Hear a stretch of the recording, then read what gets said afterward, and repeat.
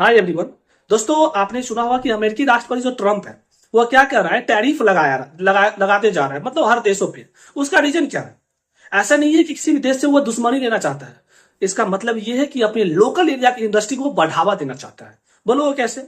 मान लो कि आपने किसी भी देश से अपना माल इंपोर्ट किया, तो जो भी गवर्नमेंट इंपोर्ट करते किसी दूसरे देश से, क्योंकि बिना इंपोर्ट किए बिजनेस को बढ़ावा नहीं मिल सकती है, तो इंपोर्ट करता है, उसमें उन्होंने टैक्स देता है, तो उस टैक्स का नाम दिया गया है टैरिफ। लाइक कि मान लीजिए आपने 100 रुपए गुड्स परचेज किया, यानी इंपोर्ट करवाया, और उस पर टैक्स दिया 20%, यानी उस गुड्स की वैल्यू कितनी हो गई? 120 रुपए। और वही गुड्स आपकी लोकल एरिया में जो बनती है, मैन्युफैक्चरिंग होती है, उसका प्राइस कितना है? 118 रुपए। तो आप किसको खरीदोगे? 118 रुपए को।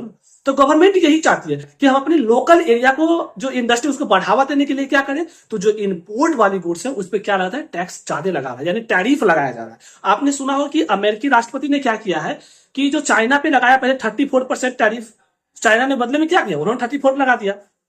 फिर उन्होंने क्या धमकी दिया कि कल चाइना आपको हटाना होगा। चाइना ने नहीं हटाया, और इन्होंने बोला अगर नहीं हटाते हो आप ना, तो मैं 50% टैरिफ लूंगा। और अमेरिकी राष्ट्रपति ने ऐसा ही किया, 50% टैरिफ लगा दिया। और बदले में चाइना क्या किया? चाइना भी वही किया, 50% लगा दिया। इससे कहीं ना कहीं ये साबित होती है कि दोनों देश के बीच आपसी मतभेदताएं काफी ज्यादा चल रही है, और गवर्नमेंट का सीधा इंटेंशन है अपनी लोकल एरिया की इंडस्ट्री को बढ़ावा देना। आई होप कि आप इस चीजों को समझ गए होंगे कि टैरिफ क्या होती है, किस बेसिस पे काम करता है।